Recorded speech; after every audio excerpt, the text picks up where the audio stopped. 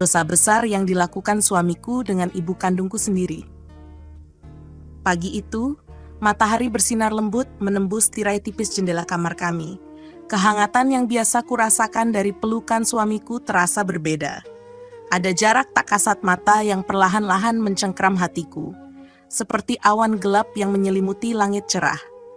Aku mengabaikannya, menganggapnya hanya bagian dari rutinitas yang kadang-kadang terasa monoton. Sayang, kamu mau kopi atau teh pagi ini? Tanyaku sambil memeriksa jadwal harian di layar ponsel. Apa saja, terserah kamu. Jawab Arman, suamiku, tanpa menoleh. Tatapannya terpaku pada layar laptop, seolah ada sesuatu yang lebih penting daripada sapaan pagiku.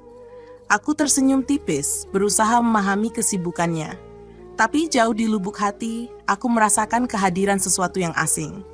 Tanda-tanda kecil yang dulu tak pernah kurasakan. Caranya menghindari tatapanku, sikapnya yang lebih sering diam, dan bagaimana sentuhannya terasa kurang hangat. Semua itu mulai membuat pikiranku berkecamuk. Hari itu berlalu seperti biasa. Aku mengurus rumah, menyiapkan makanan, dan menemani anak kami Raka yang baru berusia 5 tahun. Namun ketika malam tiba, kegelisahan itu kembali menghantui. Arman duduk di ruang tamu sambil sibuk dengan ponselnya. Aku mencoba mendekat, duduk di sampingnya. "Kamu kenapa akhir-akhir ini?" tanyaku pelan. Dia terkejut, seperti tertangkap basah melakukan sesuatu. "Kenapa?" "Aku biasa saja. Mungkin kamu terlalu banyak berpikir," jawabnya singkat. Aku ingin bertanya lebih jauh, tapi takut dianggap terlalu curiga. Lagi pula, aku tak punya bukti apapun. Namun, firasat seorang istri jarang salah. Aku mencoba menenangkan diri, berharap semua hanya perasaanku semata. Esok harinya, ibuku, Bu Santi, datang berkunjung. Ia memang sering mampir ke rumah kami sejak ayah meninggal 3 tahun lalu. Aku selalu senang dengan kehadirannya karena ia tak hanya membantuku mengurus rumah, tetapi juga membawa kebahagiaan bagi Raka. Namun belakangan, aku mulai memperhatikan hal yang tak biasa. Sikap Arman terhadap ibuku terasa terlalu ramah, bahkan lebih ramah daripada kepada diriku sendiri. Awalnya, aku menganggapnya sebagai tanda hormat. Tetapi semakin hari, aku merasa ada sesuatu yang berbeda. Cara mereka saling bertukar pandang, tawa kecil yang sepertinya tak pantas, serta seringnya mereka menghindar dari percakapanku, membuat hatiku semakin tidak tenang. Puncaknya terjadi saat aku memergoki mereka berbicara di dapur. Ibuku tertawa kecil, menepuk pundak Arman dengan cara yang menurutku terlalu akrab. Ketika aku masuk, keduanya terlihat canggung. "Kalian sedang apa?" tanyaku dengan nada yang kutahan agar tetap terdengar santai. "Oh ini, Arman tadi cuma cerita soal pekerjaannya. Lucu saja dengarnya," jawab ibuku sambil tersenyum lebar. Seperti biasa, Arman hanya diam, menunduk, lalu pergi ke ruang tamu tanpa mengucapkan apapun. Aku ingin sekali bertanya lebih lanjut, tapi lagi-lagi aku menahan diri. Aku takut, jika aku terlalu jauh melangkah, aku akan menemukan sesuatu yang tak sanggup aku hadapi. Malam itu aku tak bisa tidur. Aku merenung lama di atas ranjang, menatap langit-langit kamar. Pikiran buruk terus menghantui. Aku mulai mengingat-ingat detail kecil.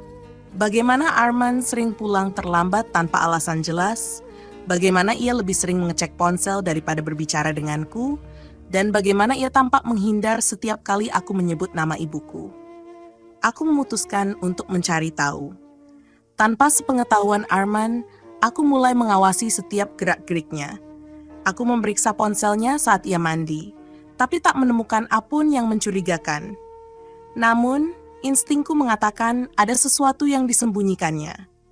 Hari demi hari, kecurigaanku semakin dalam. Hingga akhirnya, aku memutuskan untuk memasang aplikasi pelacak di ponselnya.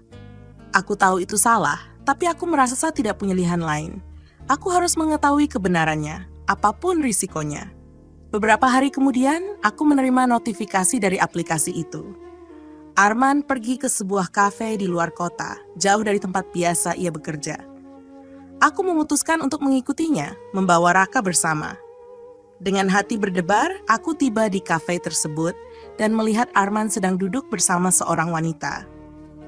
Ketika aku mendekat, darahku seolah berhenti mengalir.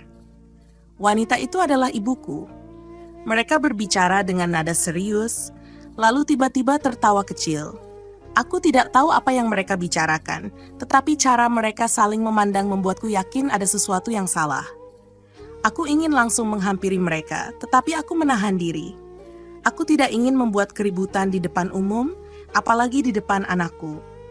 Dengan tangan gemetar, aku memutuskan untuk pulang, membawa serta luka yang mengoyak hatiku. Sejak hari itu, aku mulai menjaga jarak dari ibuku. Aku berhenti mengundangnya ke rumah, dan ketika ia menelepon, aku hanya menjawab singkat. Sikapku mulai memengaruhi hubungan kami.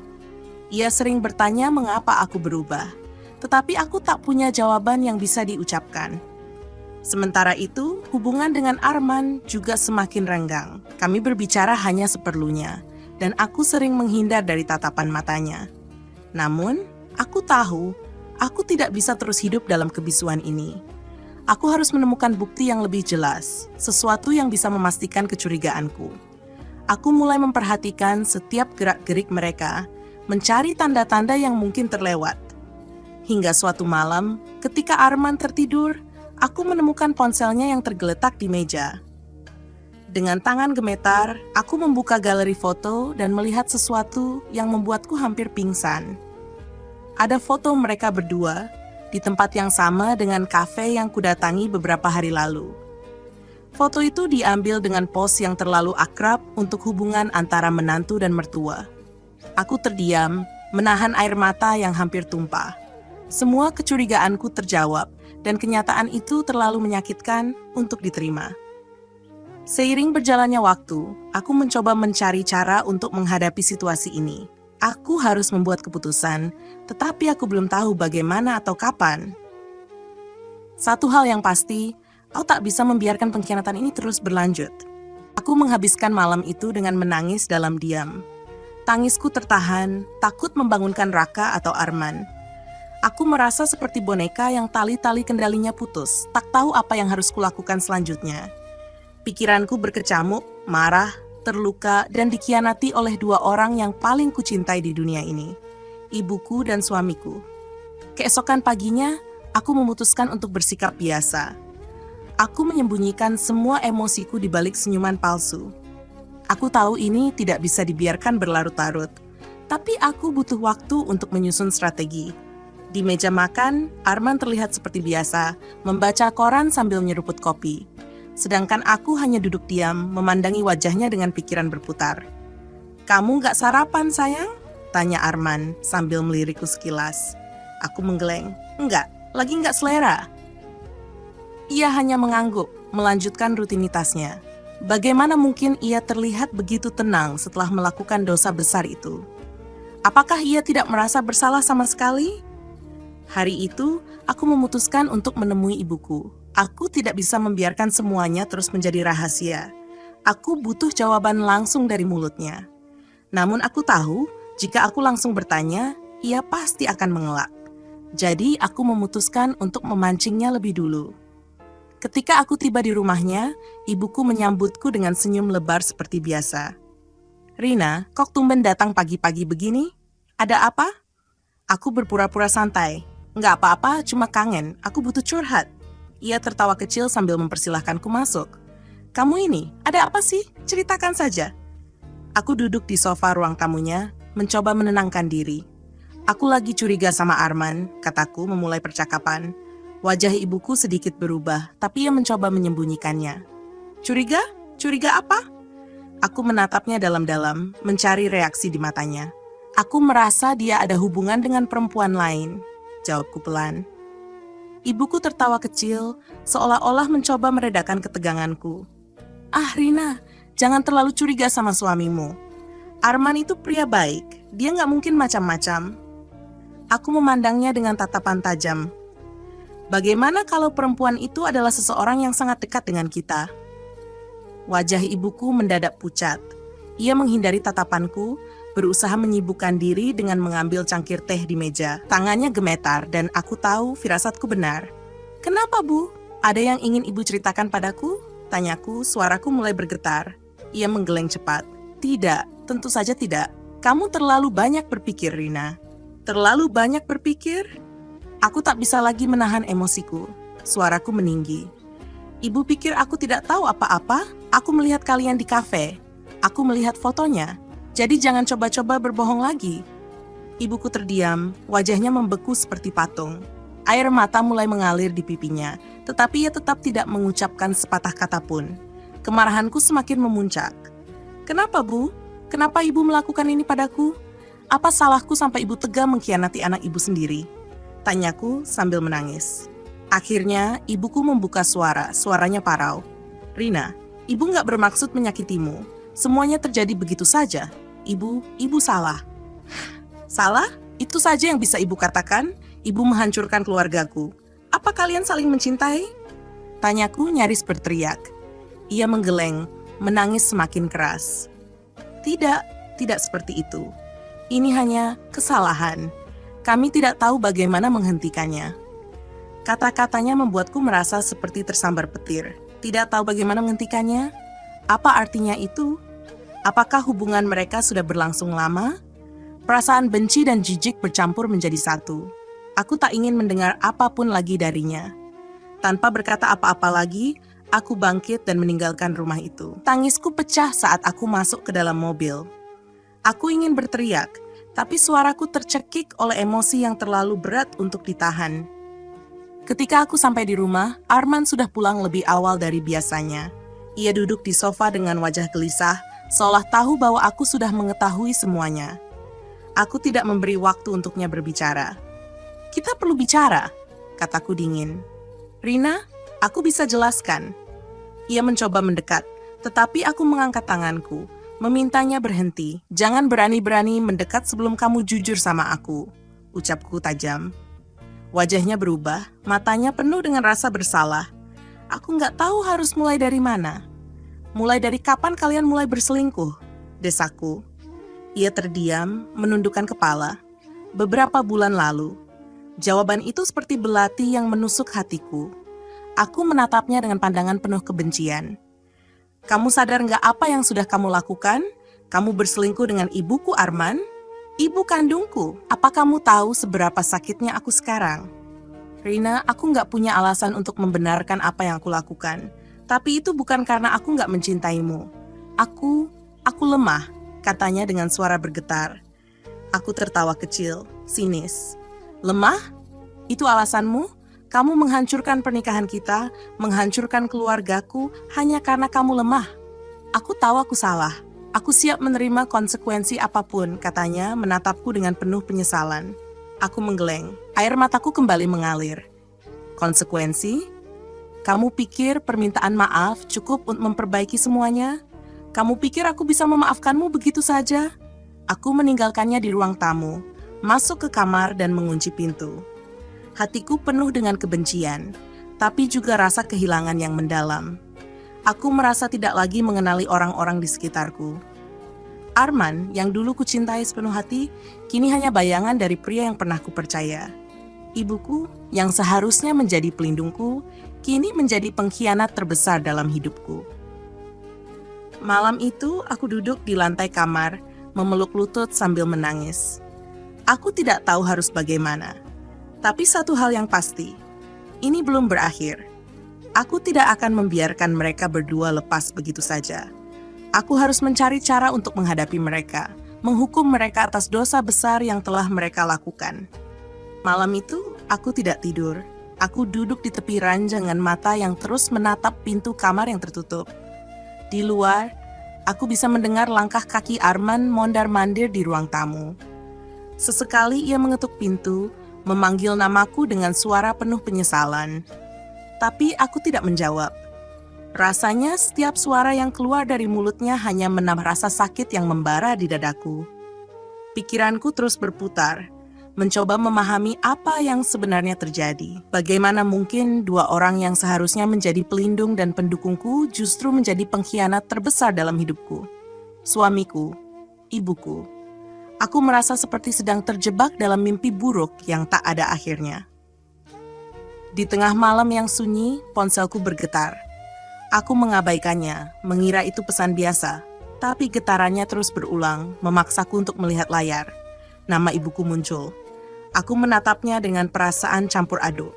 Tanganku gemetar saat akhirnya aku menjawab panggilannya. "Rina?" Suara ibuku terdengar lemah, penuh dengan air mata. "Ibu mohon, beri ibu kesempatan untuk menjelaskan." Aku mengertakkan gigi, menahan amarah yang hampir meledak. "Menjelaskan apa lagi, Bu? Apa yang bisa ibu jelaskan setelah semua ini? Ibu tahu, ini salah. Ibu nggak mau kehilangan kamu, Rina. Kamu anak ibu. Ibu nggak bisa hidup tanpa kamu." Suaranya semakin bergetar. Aku tertawa kecil, sarkastis. "Kamu nggak mau kehilangan aku, tapi kamu nggak berpikir 2 kali sebelum melakukan ini padaku." Semua ini terjadi karena kelemahan ibu. "Arman, dia yang pertama mendekati ibu," katanya pelan, seolah mencoba membela diri. Darahku mendidih mendengar itu. "Jangan coba-coba menyalahkan orang lain, Bu. Kamu sama salahnya. Kalau kamu benar-benar peduli sama aku, kamu nggak akan biarkan ini terjadi." Ibu minta maaf. Ia menangis di ujung telepon. Aku tidak bisa mendengarkan lagi. Aku memutus sambungan itu, melempar ponsel ke atas ranjang. Tanganku gemetar, napasku memburu. Di dalam diriku ada perang antara rasa sakit, marah, dan keinginan untuk membalas dendam. Pagi harinya, aku memutuskan untuk tidak tinggal diam. Aku tidak bisa terus hidup dengan luka ini tanpa mencari cara untuk meluapkan semua amarahku. Aku menyiapkan sarapan seperti biasa, pura-pura seolah semuanya baik-baik saja. Raka masih tertidur, jadi aku punya sedikit waktu untuk berbicara dengan Arman. Arman duduk di meja makan, menatapku penuh harap. "Rina, tolong beri aku kesempatan untuk menjelaskan." Aku menatapnya dengan dingin, meletakkan secangkir kopi di depannya. "Silakan bicara, tapi kali ini jangan ada kebohongan." Ia terdiam sejenak, menundukkan kepala seperti seseorang yang sudah kehilangan segalanya. Aku nggak tahu bagaimana semua ini dimulai. Awalnya, aku hanya merasa kasihan pada ibumu setelah ayahmu meninggal. Aku sering mencoba menghiburnya, menemani saat dia merasa kesepian. "Kamu pikir itu alasan yang cukup untuk menghancurkan pernikahan kita?" Potongku tajam. "Tidak, aku nggak pernah berniat untuk menyakitimu, Rina. Aku sendiri nggak tahu kenapa ini terjadi. Aku hanya manusia lemah," jawabnya, suaranya mulai pecah. Aku menggeleng dengan sinis. "Lemah, itu alasan yang selalu kamu ulang-ulang. Apakah kamu pernah berpikir tentang aku? Tentang Raka? Apa kamu sadar, tindakanmu ini menghancurkan keluarga kita?" "Aku sadar, dan aku menyesal," jawabnya, air mata mulai mengalir di pipinya. "Aku rela melakukan apa saja untuk memperbaiki semuanya." Aku menatapnya dengan mata penuh kebencian. "Kamu nggak bisa memperbaiki apa yang sudah hancur, Arman. Kamu sudah melangkah terlalu jauh." Ia terdiam, menunduk. Aku bisa melihat bahwa ia benar-benar menyesal, tapi penyesalannya tidak akan pernah cukup untuk menghapus luka ini. Hari-hari berikutnya, aku menjalani hidup dengan hati yang berat.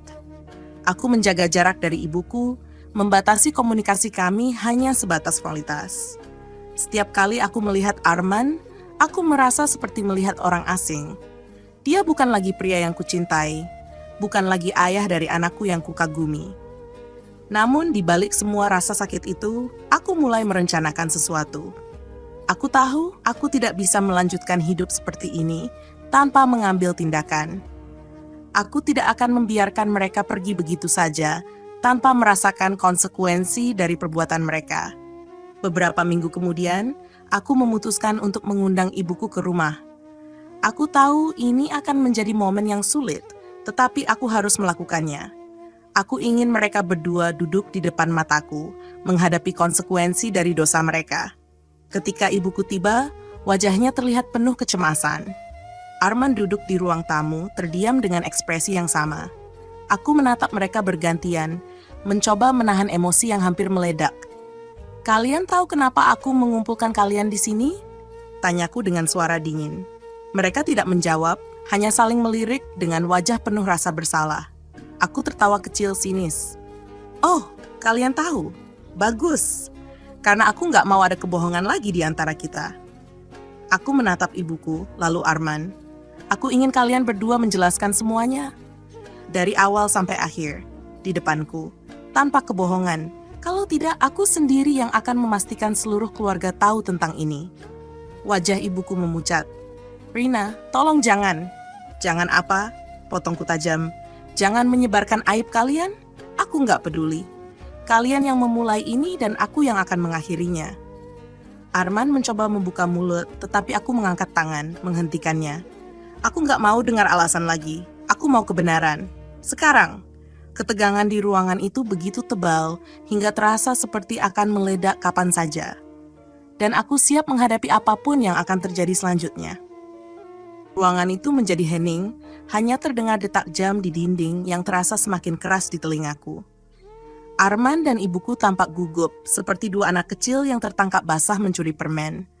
Tapi kali ini mereka bukan anak-anak, dan yang mereka curi adalah hidupku. Aku menatap mereka tajam. Apa yang kalian tunggu? Aku bilang, aku mau kebenaran sekarang. Suaraku meninggi, memecah kesunyian. Arman menelan ludah, lalu membuka mulutnya. Rina, ini semua salahku. Aku nggak bisa menahan diri. Aku terlalu lemah. Aku memukul meja dengan keras, membuat keduanya terlonjak. Berhenti menyebut dirimu lemah. Apa kamu pikir aku mau mendengar itu lagi? Aku nggak peduli siapa yang memulai. Aku mau tahu semuanya. Bagaimana ini bisa terjadi? Sejak kapan? Apa saja yang sudah kalian lakukan di belakangku? Air mata mengalir di wajah ibuku. Ia mencoba meraih tanganku, tetapi aku menghempaskannya. Jangan sentuh aku, Bu. Aku sudah cukup muak melihat kalian berdua. Ibuku terisak, suaranya hampir tak terdengar. Rina, semuanya terjadi setelah ulang tahunmu tahun lalu. Ibu merasa kesepian setelah ayahmu meninggal. Dan Arman, dia sering menghibur ibu. Aku menahan napas. Jadi, ini sudah berlangsung selama lebih dari setahun. Aku merasa seluruh tubuhku lemas, tetapi amarahku tetap membara. Dan itu alasan kalian untuk berselingkuh? Karena kalian kesepian? Lalu aku apa? Aku nggak penting ya? Ibu nggak pernah berniat menyakitimu, Rina. Lanjut ibuku, suaranya penuh dengan rasa bersalah. Semua ini kami nggak tahu bagaimana menghentikannya. Kami mencoba, tapi kalian mencoba? Aku berdiri, menatap mereka dengan mata berkaca-kaca. Kalau kalian benar-benar mau menghentikannya, kalian nggak akan mulai dari awal. Arman menunduk, tidak berani menatapku. Rina, aku tahu nggak ada yang bisa aku katakan untuk memperbaiki ini. Aku cuma ingin kamu tahu, aku menyesal. Menyesal? Aku tertawa kecil, dingin. Kamu pikir kata menyesal cukup untuk menghapus semua ini? Aku kehilangan rasa hormatku pada ibuku. Aku kehilangan kepercayaanku padamu. Apa kalian tahu betapa hancurnya aku sekarang? Mereka tidak menjawab. Air mata ibuku terus mengalir, sementara Arman hanya duduk dengan kepala tertunduk. Aku merasa seperti berbicara dengan dua orang asing. Aku berdiri di depan mereka, mencoba mengatur napas. Tanganku gemetar, tetapi aku berusaha terlihat kuat. Dengar baik-baik, aku akan memberi kalian pilihan. Arman, kamu keluar dari rumah ini, sekarang juga. Aku nggak mau melihat wajahmu lagi. Arman mendongak, matanya penuh dengan kepanikan. Rina, tunggu, jangan seperti ini, pikirkan Raka, dia butuh ayahnya. Raka butuh ayah yang bisa jadi panutan, bukan pria lemah yang menghancurkan keluarganya sendiri, jawabku tajam. Aku akan mengurus Raka sendiri. Sekarang keluar dari rumah ini. Arman terdiam, tidak berani melawan. Aku melihat rasa putus asa di matanya, tetapi aku tidak peduli. Setelah beberapa detik yang terasa seperti selamanya, ia berdiri dan berjalan menuju pintu. Sebelum pergi, ia menoleh padaku. Aku mencintaimu, Rina. Aku benar-benar menyesal. Katanya pelan sebelum keluar dari pintu, meninggalkan rumah kami. Aku berbalik menatap ibuku yang masih duduk di sofa dengan wajah penuh air mata. Dan kamu, Bu, jangan pernah datang ke rumah ini lagi. Jangan hubungi aku, jangan hubungi Raka. Aku nggak butuh kamu dalam hidupku. Rina, tolong. Isaknya mencoba meraih tanganku lagi. Aku menghempaskannya dengan keras. Aku bukan anakmu lagi. Anak macam apa yang ibu khianati seperti ini? Aku nggak akan pernah bisa memaafkanmu. Tanpa menunggu jawaban darinya, aku meninggalkan ruang tamu dan masuk ke kamar, mengunci pintu di belakangku. Aku mendengar suara tangisan ibuku di ruang tamu, tetapi aku tidak peduli. Setelah beberapa saat, aku mendengar suara pintu depan terbuka dan tertutup. Ketika aku mengintip keluar, ia sudah pergi. Hari-hari berikutnya rumah ini terasa sunyi, terlalu sunyi. Aku berusaha menjalani rutinitasku seperti biasa, tetapi bayangan pengkhianatan itu terus menghantuiku. Malam-malamku diisi dengan mimpi buruk. Wajah Arman dan ibuku selalu muncul, mengingatkanku pada luka yang belum sembuh. Aku mencoba fokus pada Raka. Dialah satu-satunya alasan aku masih bertahan. Aku berjanji pada diriku sendiri, apapun yang terjadi, aku akan melindunginya dari semua ini. Aku akan memastikan ia tumbuh tanpa tahu betapa busuknya ayah dan neneknya. Namun, aku tahu ini belum berakhir. Luka ini terlalu dalam untuk sembuh dengan cepat. Dan jauh di lubuk hati, aku tahu ada sesuatu yang lebih besar yang harus aku lakukan. Aku harus mencari cara untuk melanjutkan hidupku, dengan atau tanpa kehadiran mereka. Hari-hari berlalu dalam kepedihan yang tak kunjung surut.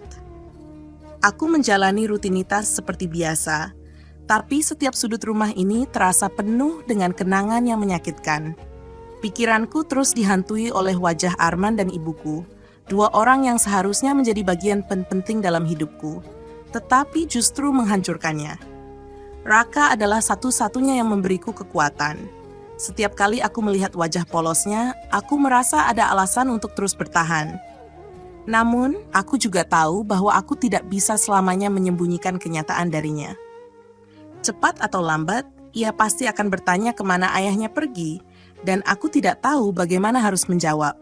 Suatu malam, saat aku sedang membereskan mainan Raka yang berserakan di ruang tamu, ponselku bergetar. Pesan dari nomor tak dikenal. Dengan ragu, aku membukanya. "Rina, ini aku ibumu. Tolong temui ibu sekali saja. Ada hal penting yang harus ibu katakan. Di kafe tempat kita biasa bertemu. Ibu mohon." Aku menatap pesan itu dengan jantung berdegup kencang.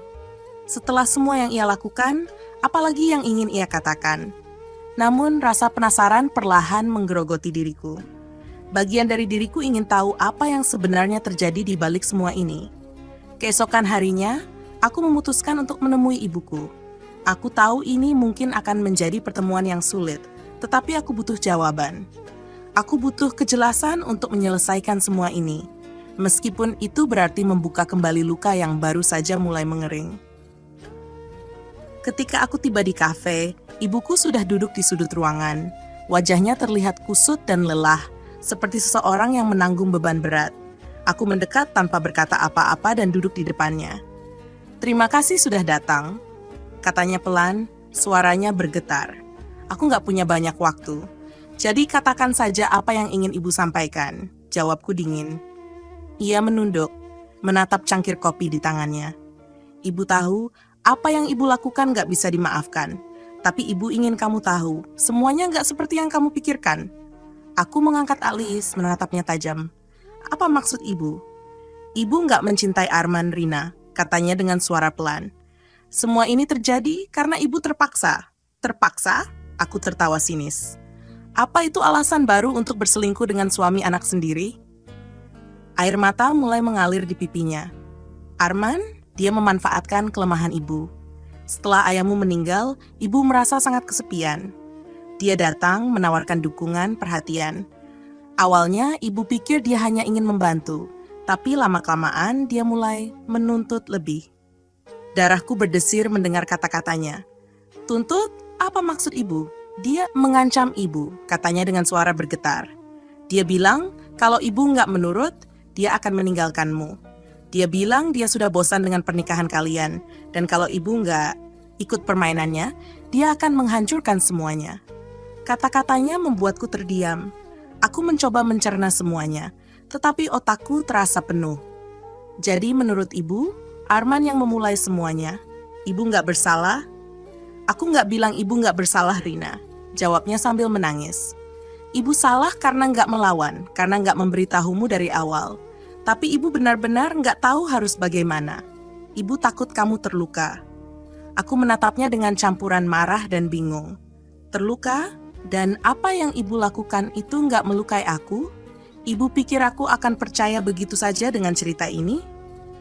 "Ibu nggak meminta kamu memaafkan. Ibu cuma ingin kamu tahu bahwa ibu menyesal," katanya. Air matanya terus mengalir. Setelah pertemuan itu, pikiranku semakin kacau. Kalau apa yang ibuku katakan benar, maka ini jauh lebih rumit dari yang kubayangkan. Aku mulai mempertanyakan segalanya. Siapa sebenarnya Arman? Apakah semua yang ia tunjukkan selama ini hanyalah topeng? Aku tahu aku harus mencari kebenaran. Aku tidak bisa hanya duduk diam dan membiarkan diriku terus hidup dalam bayang-bayang pengkhianatan ini. Aku memutuskan untuk bertemu dengan Arman. Aku tahu ini berisiko, tetapi aku butuh mendengar versinya. Aku butuh tahu apa yang sebenarnya terjadi, meskipun itu berarti menggali lebih dalam ke luka yang sudah terlalu menyakitkan. Ketika aku bertemu dengannya, ia terlihat lusuh dan tidak terawat. Wajahnya dipenuhi rasa bersalah, tetapi aku tidak membiarkan diriku terpengaruh. Aku langsung ke intinya. Arman, aku sudah bicara dengan ibu. Dia bilang, kamu yang memulai semua ini, kamu memanfaatkan kesepiannya, kamu mengancamnya, kataku dingin. Apa itu benar? Wajahnya berubah pucat. Ia terdiam beberapa saat sebelum akhirnya menjawab. Rina, itu nggak sepenuhnya benar. Jadi mana yang benar? Aku sudah muak dengan kebohonganmu, bentakku. Ia menarik napas panjang menundukkan kepala. Aku memang memulai semuanya. Aku tergoda, tapi aku nggak pernah mengancam ibumu. Dia setuju, Rina. Dia setuju. Setuju, tanyaku, nadaku bergetar. Kamu pikir itu membenarkan apa yang kalian lakukan? Tidak, aku tahu aku salah. Tapi aku juga nggak mau disalahkan sendirian, jawabnya suaranya mulai meninggi. Ibumu bukan korban, Rina. Dia juga menikmati semuanya. Kata-katanya seperti pukulan keras di wajahku. Aku terdiam, tidak tahu harus percaya pada siapa. Semua ini terasa seperti permainan kotor dan aku terjebak di tengah-tengahnya. Aku pulang dengan kepala penuh dengan pikiran yang kacau. Kata-kata Arman terus terngiang di kepalaku, bercampur dengan pengakuan ibuku yang penuh air mata. Dua versi cerita itu bertentangan, dan aku tidak tahu siapa yang bisa dipercaya. Yang pasti, kebenaran ada di antara mereka, tersembunyi di balik kebohongan yang telah mereka ciptakan. Di kamar, aku menatap cermin, melihat bayangan diriku sendiri. Aku tidak mengenali wanita yang berdiri di sana. Wajahku tampak lelah, mata sembab akibat kurang tidur dan terlalu banyak menangis. Apa yang telah terjadi pada hidupku? Aku dulu bahagia, memiliki keluarga yang tampak sempurna. Sekarang semuanya terasa seperti ilusi. Aku duduk di tepi ranjang, menatap ponselku. Aku tahu apa yang harus kulakukan. Jika mereka tidak mau memberiku jawaban yang jujur, aku harus mencarinya sendiri. Dengan tangan gemetar, aku membuka kontak seorang teman lama, Ria, yang bekerja sebagai pengacara. Ria selalu mengatakan padaku bahwa aku bisa mengandalkannya kapan saja.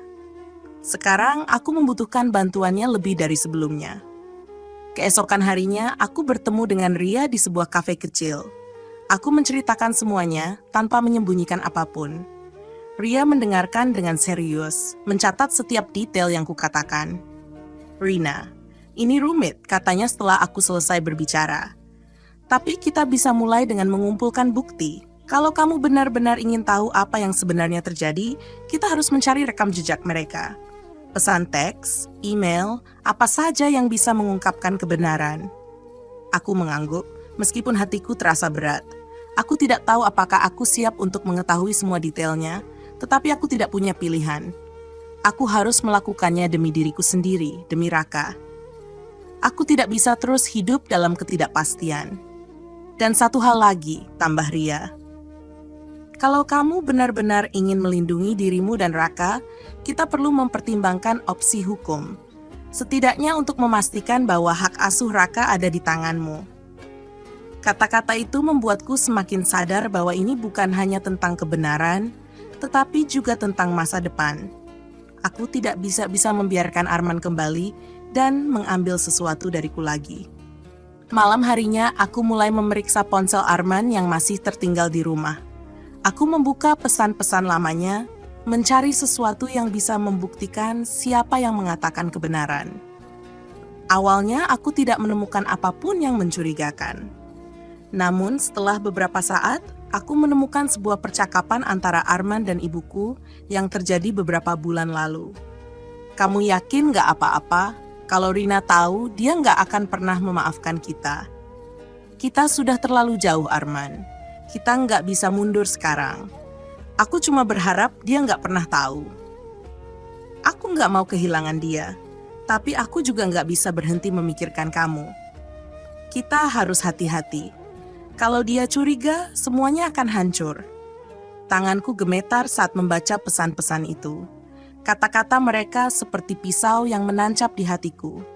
Mereka tahu apa yang mereka lakukan salah, tetapi mereka tetap melanjutkannya. Mereka bahkan membuat rencana untuk menyembunyikannya dariku. Aku merasa mual.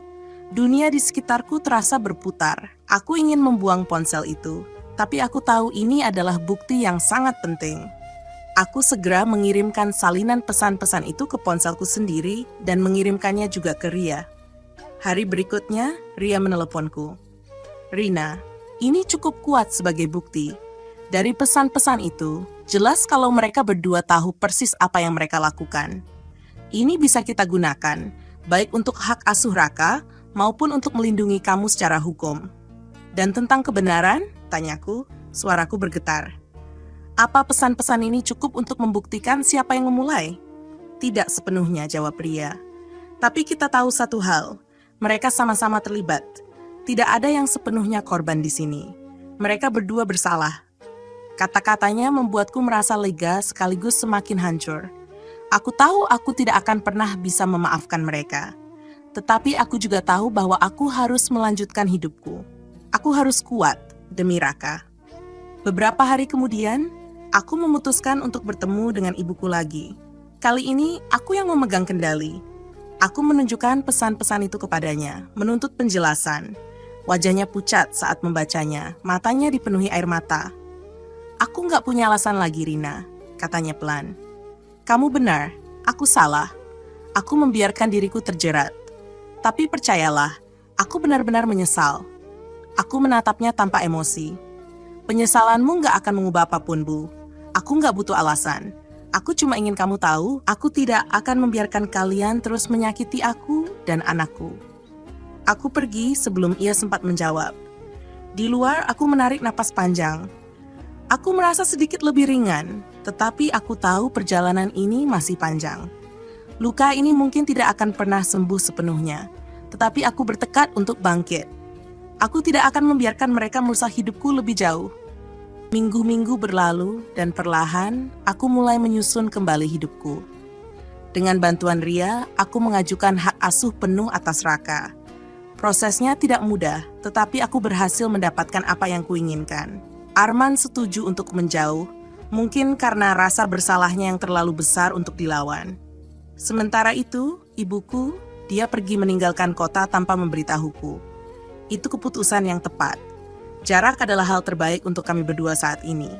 Namun, meski aku mencoba melupakan, ada saat-saat di mana kenangan itu kembali menghantui. Setiap malam sebelum tidur, aku sering memandangi Raka yang tertidur lelap di tempat tidurnya. Wajah polosnya mengingatkanku bahwa ia adalah satu-satunya hadiah terbaik yang pernah kumiliki dari pernikahanku dengan Arman. Aku berjanji, apapun yang terjadi, aku akan selalu ada untuknya. Suatu hari, ketika aku berjalan di taman bersama Raka, seorang wanita tua menghampiriku. Wajahnya penuh dengan kerutan, tetapi matanya memancarkan kelembutan. Ia duduk di sebelahku di bangku taman, tersenyum hangat. Kamu terlihat seperti seseorang yang membawa beban berat, katanya pelan. Aku terdiam sejenak, mencoba menolak rasa ingin berbicara dengan orang asing. Namun entah kenapa, aku merasa nyaman dengannya. Mungkin, jawabku singkat. Ia mengangguk pelan.